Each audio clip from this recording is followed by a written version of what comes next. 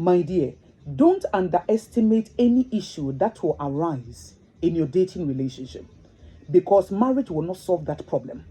Marriage will rather amplify that problem. So you need to discuss that with your dating partner, and you have to see concrete steps that the person is taking to resolve that issue. So don't gloss over it and think that, well, this is nothing, because you think that, oh, the person is going to change. You cannot change anybody. Change comes from within, and it is only the person's willingness and the collaboration of God that can help that person to change. So if the person is not willing, if the person is not ready to change, there is nothing that you can do about it. So I don't know what you have encountered in your dating relationship. Ask yourself, if this person does not change, can I live with this attitude for the rest of my life? Can I live with this behavior for 40 years, for 50 years, for 60 years? If you can't, then my dear, you need to run for your life. Because there is something that we call belief system. Belief system is something that you have believed, and then you hold it strongly in your mind. You know that this is how things are supposed to be done. And it is very difficult to break that stronghold in someone's mind. That is why you need to put the sex aside when you are dating someone, so that you can have discussion. The discussion will bring out those systems in that person's mind, so that you can get his or her views about social issues, about childbirth, about money, okay, finances, about renting, about ownership, about your vision, about your purpose. You need to discuss those things. Don't put it aside and say, I miss you, I want you to kiss me. When I see you, I don't know what to do with my life. My dear, you are going to face real issues in marriage.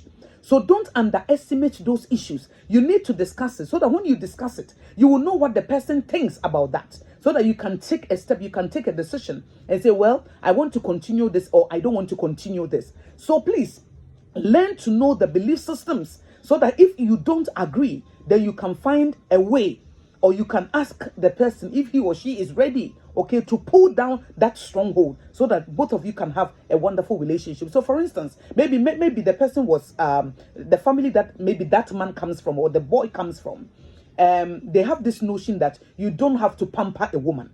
So it has become a stronghold in his mind. So when you marry such a person, you met him and say, oh, I love him, I love him. You didn't discuss issues. Now, when you marry that person, you want him to pamper you. But he believes in his mind that you don't have to pamper a woman. Because when you pamper her, surely she will take your love for granted. It is a stronghold, a negative belief system. Or maybe a woman who comes from a family where the mother said, you don't have to support a man in the house. You don't have to support the man financially. It is the man's responsibility to take care of the house. It is the man's responsibility to pay everything 100%.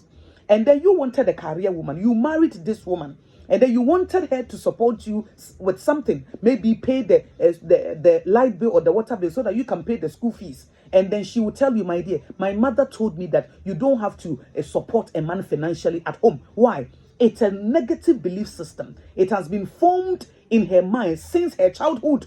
And it is very hard for you to break that negative mindset. So when you are discussing, when you have a conversation with the person, those belief system will come out, so that you can do something about it. If the person is ready to take concrete steps to overcome those negative mindset, then both of you can move forward. So don't neglect it, don't underestimate it, don't gloss over it, don't think that it is nothing. As I said, marriage will rather amplify everything, because in marriage relationship, it amplifies your negativity, it magnifies your positivity, everything that is inside of you, your strength and your weaknesses. So if you are dating somebody and you have acknowledged that the person is always cheating, the person is always going after every skirt, always losing his zip, don't underestimate it. You are going to marry somebody who is a womanizer.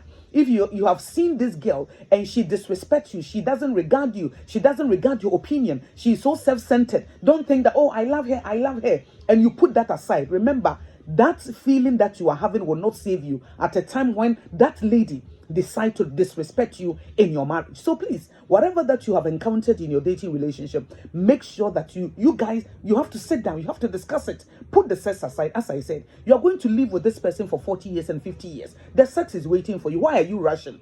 There are issues that you need to discuss.